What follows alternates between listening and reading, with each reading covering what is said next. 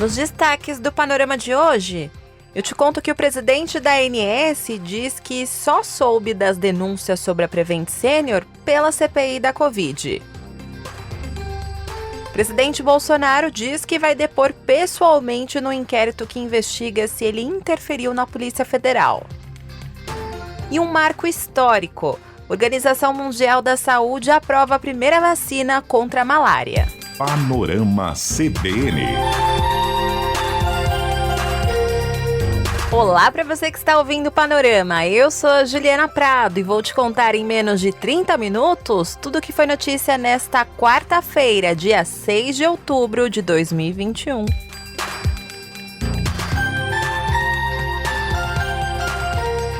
Abra essa edição para te contar como foi a CPI da Covid hoje, que já está na reta final. E no penúltimo depoimento dessa série, os senadores ouviram o presidente da Agência Nacional de Saúde Suplementar, Paulo Roberto Rebelo Filho, sobre o escândalo da Prevent Senior. Esse plano de saúde é acusado de ocultar mortes e obrigar médicos a prescreverem o kit Covid, que é composto por medicamentos ineficazes no tratamento da doença.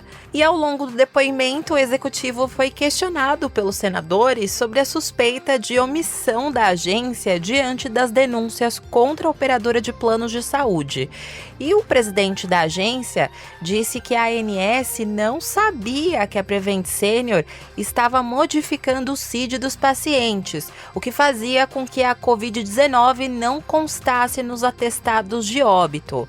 Paulo Rebelo disse também que 4 processos foram abertos no mês passado contra a Prevent Senior e alegou que a agência só soube desse dossiê dos médicos pela CPI da Covid. A ANS teve conhecimento das graves acusações contidas no dossiê contra a Prevent Senior pela CPI do Covid e tais situações nunca foram denunciadas diretamente à agência, não aparecendo nos monitoramentos feitos periodicamente pela ANS. Então, no momento, a ANS está conduzindo as apurações de forma rigorosa e bastante cuidadosa, pois temos também que preservar a continuidade da assistência dos beneficiários que estão na operadora. É claro que os senadores não acreditaram que a ANS não sabia dessas denúncias envolvendo a Prevent Senior. Inclusive, o senador Humberto Costa lembrou que os problemas são bem antigos. Olha, só o senhor, me perdoe a ironia, mas só o senhor e a diretoria da ANS que não estava sabendo do assunto Prevent Senior no Brasil. O ministro Mandetta falou em abril do ano passado. Em abril, a Globo News fez uma matéria sobre a Prevent Senior. A deputada Jandira Fegali, do Rio de Janeiro, apresentou uma denúncia à ANS, uma denúncia. Ela não deu uma entrevista no jornal e alguém olhou o jornal e foi ver. Ela fez uma denúncia à ANS. Depois disso, o Paulo Rebelo disse que a ANS deve enviar um técnico para acompanhar as atividades da operadora de saúde nos próximos dias. Isso é como se o plano estivesse de castigo, sabe? Naquele cantinho do pensamento, e aí a Super Nani vai lá para conferir se a criança realmente está obedecendo. Nesse caso, na nossa linguagem de adulto, é uma espécie de intervenção in loco. Essa direção técnica é para valer, o senhor vai botar gente lá para valer, para sanear a prática assistencial errada da Prevent Senior e garantir que as pessoas continuem na Prevent Senior. Estamos só concluindo uma nota técnica preliminar para que a gente possa encaminhar o ofício para a Prevent Senior e logo em seguida o diretor técnico irá ser nomeado e irá de fato estar na operadora. O senhor acredita que isso ocorrerá nesta semana próxima? No máximo 15 dias, senador. No máximo 15 dias. Na parte mais burocrática da CPI, o relator da comissão, Renan Calheiros, incluiu o blogueiro Alan dos Santos e outros 3 nomes na lista de investigados. Também está no radar Marcos Tolentino, que é apontado como sócio oculto do banco que garantiu a compra da Covaxin, Danilo Tento, que é indicado como sócio oculto da Precisa Medicamentos, e o empresário Otávio Facuri, que é investigado no inquérito das fake news. Renan disse que Alan dos Santos também está envolvido no disparo de notícias falsas. Ele está sendo investigado em função da questão das fake news, né, e da participação no enfrentamento da pandemia com relação a fake news.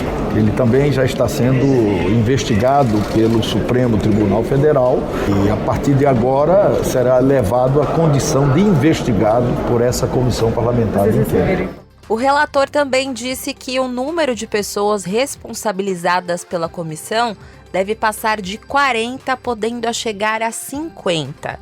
E no final da entrega do relatório, Renan Calheiros falou que vai sugerir o pagamento de uma pensão de um salário mínimo para os órfãos do coronavírus e também vai incluir a Covid-19 na relação das doenças para o pedido de aposentadoria por invalidez.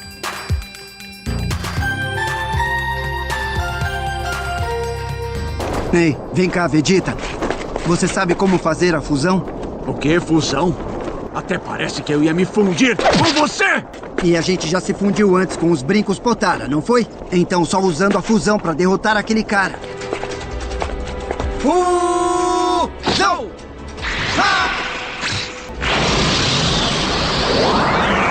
Quem pegou essa referência me manda mensagem, hein?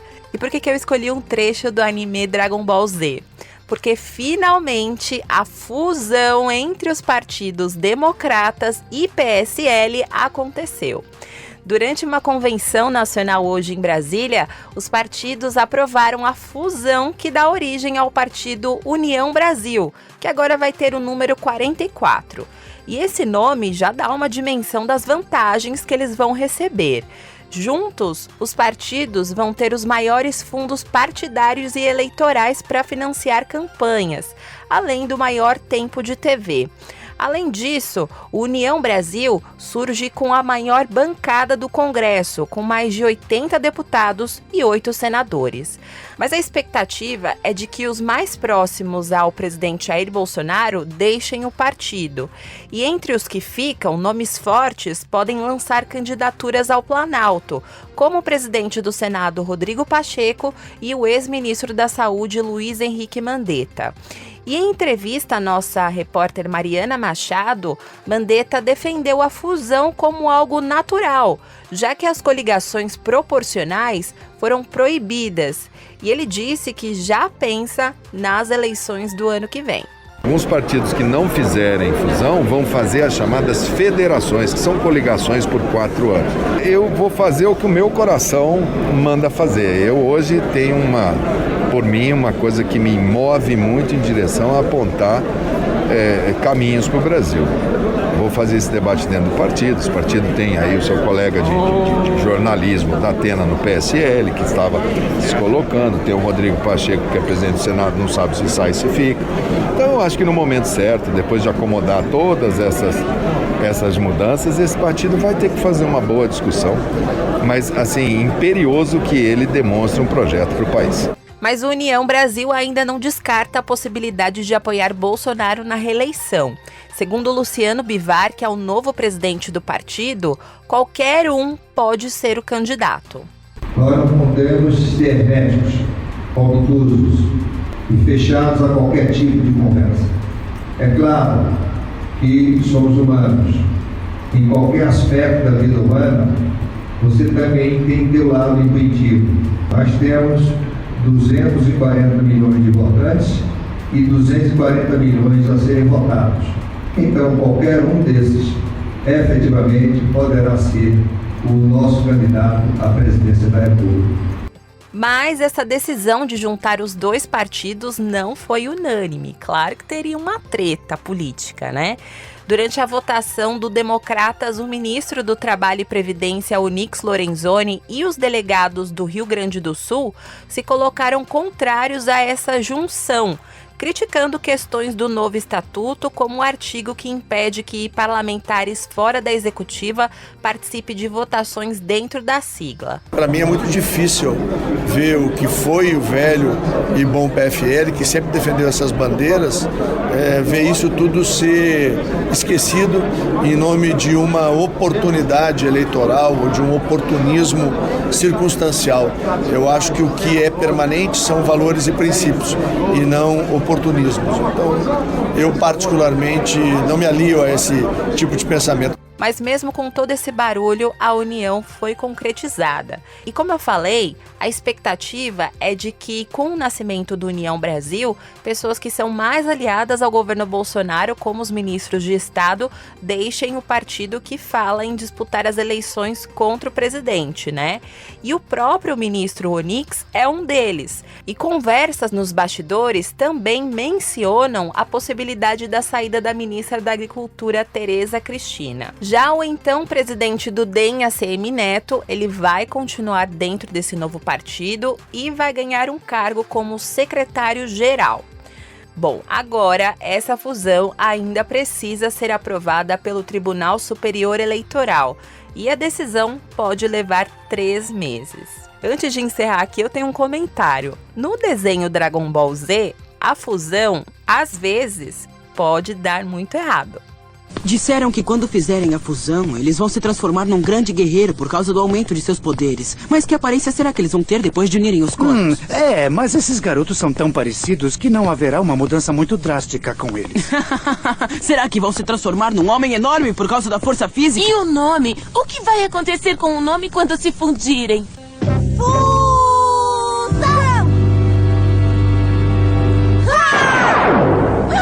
Não pode ser!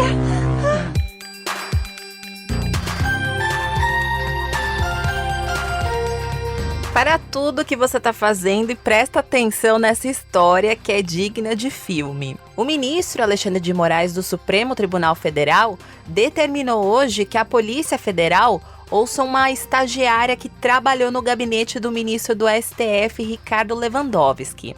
Ela é suspeita de ser informante do blogueiro bolsonarista Alan dos Santos. Calma que eu vou explicar melhor essa história. É o seguinte, de acordo com uma reportagem do jornal Folha de São Paulo, houve uma troca de mensagens entre os dois e o blogueiro pediu à estudante para que ficasse como informante dele na Suprema Corte. E, em resposta, ela respondeu que seria uma honra ajudá-lo. Tudo isso estão em diálogos que foram coletados pela Polícia Federal. Essas trocas de mensagens constam no inquérito das fake news, que apura a disseminação de informações falsas e também foi compartilhado com a CPI da Covid no Senado. E Alan dos Santos é um dos investigados nesse inquérito e por essa razão ele teve o sigilo telefônico quebrado e essa história foi revelada. Segundo a Folha, Tatiana Garcia Bressan estagiou no gabinete de Lewandowski de 19 de julho de 2017 a 20 de janeiro de 2019, antes da abertura dos inquéritos contra Alan, que aconteceu em março de 2019. E essas conversas começaram em 23 de outubro de 2018 e vão até 31 de março de 2020. E nos diálogos ela relata ter uma dificuldade em trabalhar com o ministro, mas diz que está lá para aprender. E essa informação, segundo a PF, naturalmente despertou o interesse de Alan, que pede aí a colaboração dela. Para a Folha de São Paulo, Tatiana disse por mensagem que nunca atuou como informante de Alan. Ela disse que apenas tinha uma ligação com o blogueiro porque os dois foram alunos do escritor Olavo de Carvalho. Alan não respondeu os contatos do jornal para explicar toda essa história. Já os ministros do Supremo minimizaram o caso, dizendo que a ex-estagiária não tinha acesso a informações relevantes.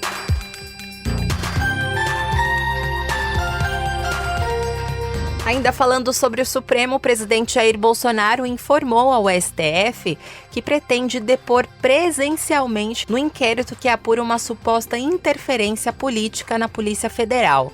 Bolsonaro vai ser ouvido naquele inquérito que foi aberto a partir das denúncias que foram feitas pelo ex-ministro Sérgio Moro em 2019. E até agora, Bolsonaro ele tinha pedido a permissão da Justiça para se manifestar por escrito. E essa mudança de posicionamento foi informada hoje ao STF pela Advocacia Geral da União. E com essa mudança, o STF adiou novamente o julgamento que definiria se Bolsonaro poderia ou não prestar depoimento por escrito nesse caso. No depoimento, o presidente precisa comparecer, mas ele não é obrigado a responder os questionamentos dos ministros.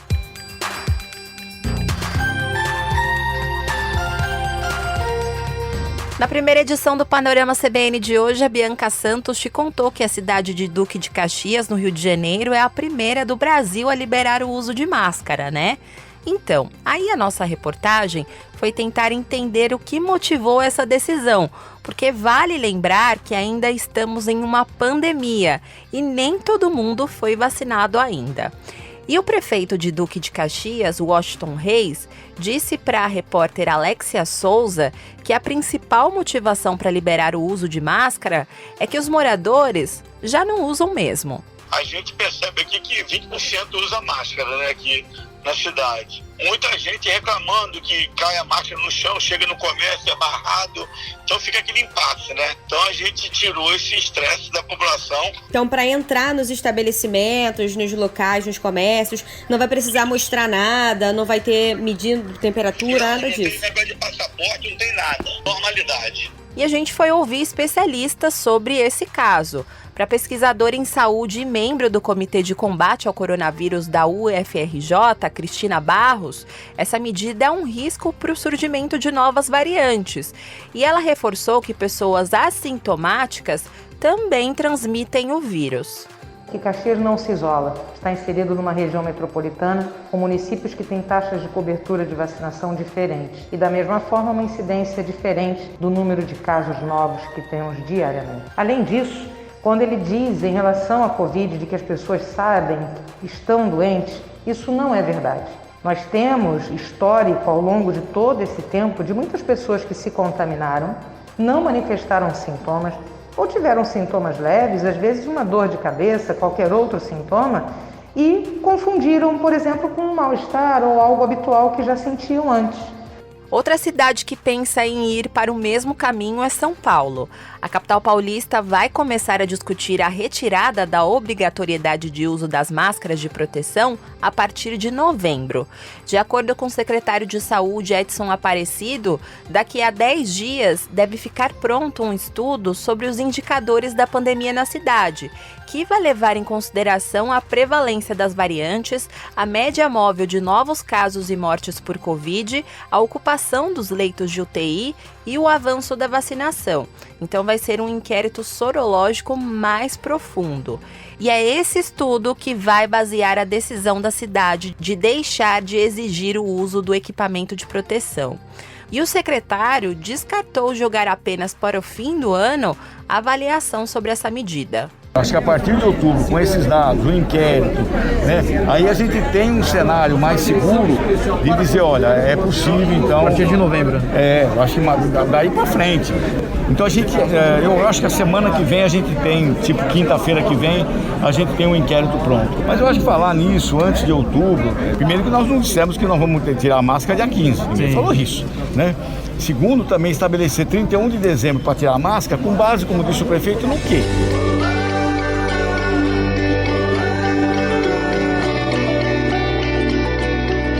Vacina sim.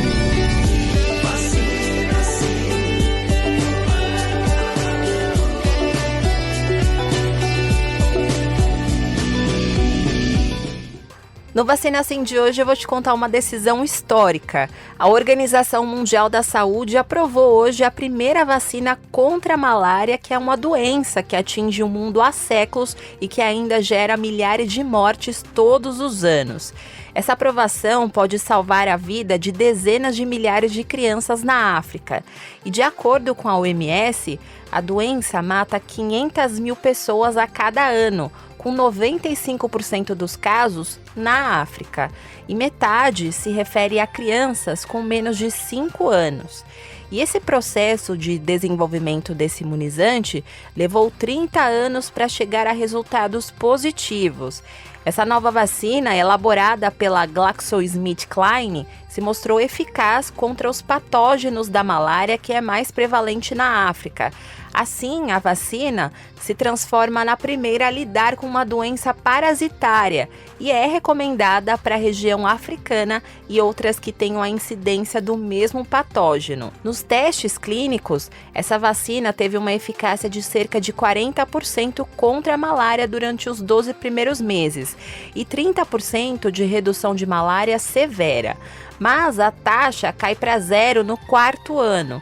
Mas mesmo assim, os estudos indicam que, se for implementada, o imunizante pode salvar 23 mil crianças por ano e evitar 5 milhões de novos casos. Essa nova vacina, chamada de Mosquirix, é dada em 4 doses para as crianças.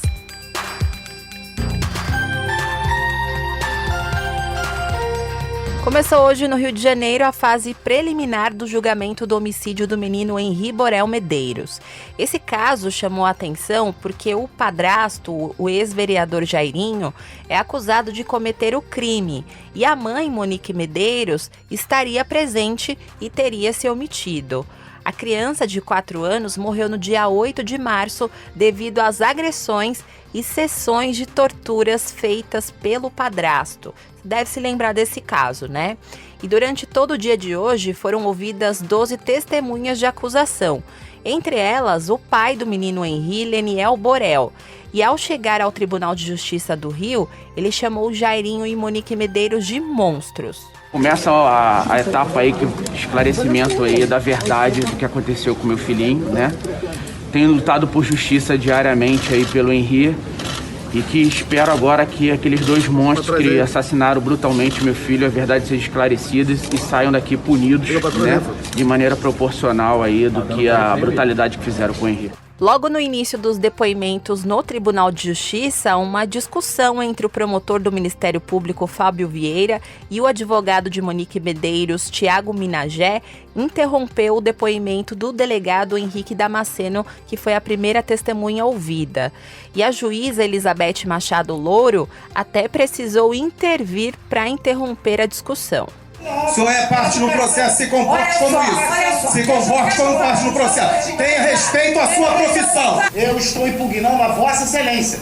Só que o desrespeitoso do promotor se dirigiu a mim. Eu nem estou te olhando, você está em pé aí fazendo fio. Se o senhor encerra, o problema não é meu, doutor. E depois disso, tudo voltou ao normal. E durante o julgamento preliminar, o promotor do Ministério Público do Rio de Janeiro, Fábio Vieira dos Santos, disse que o ex-vereador Dr. Jairinho agredia o menino Henri Borel por sadismo. Durante o depoimento, o delegado Damasceno, que é responsável pela investigação do caso, disse que o menino chegou morto ao hospital.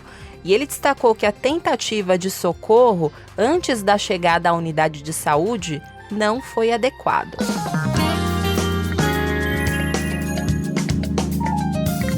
Na economia, o volume de vendas do comércio varejista brasileiro caiu 3,1% em agosto na comparação com o mês anterior.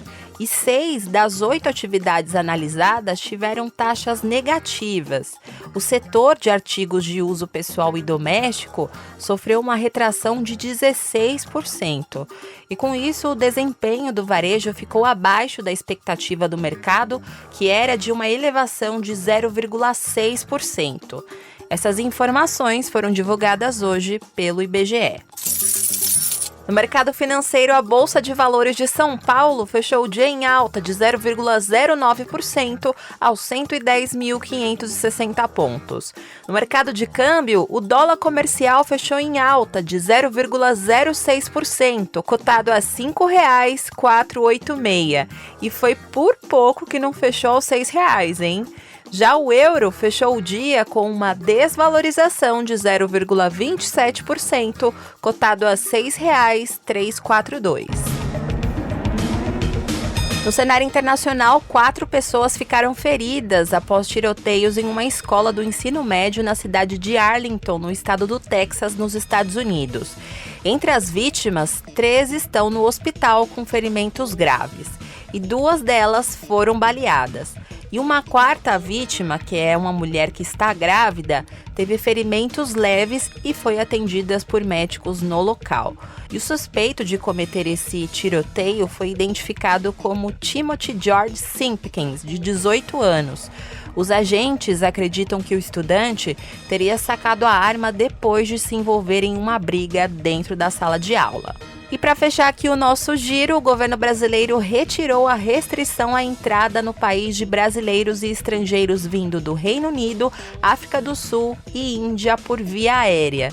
Essa restrição havia sido imposta para evitar a circulação no Brasil de variantes do coronavírus que foram identificadas nesses países e foram retiradas em um momento de avanço da vacinação contra a doença.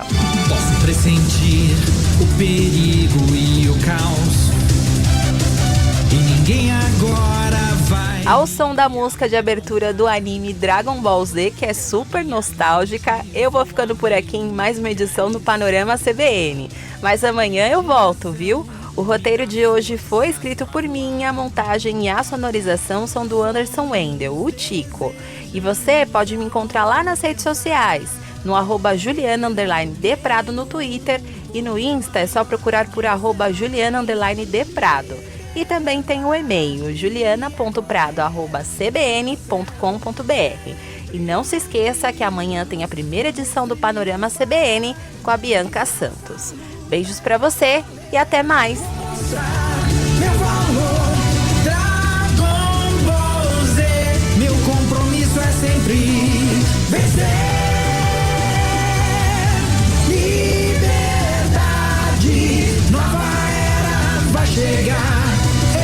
Energia, tenho para usar. E com alegria de viver, ninguém vai me deter. Dragon Ball Z, meu compromisso é sempre vencer.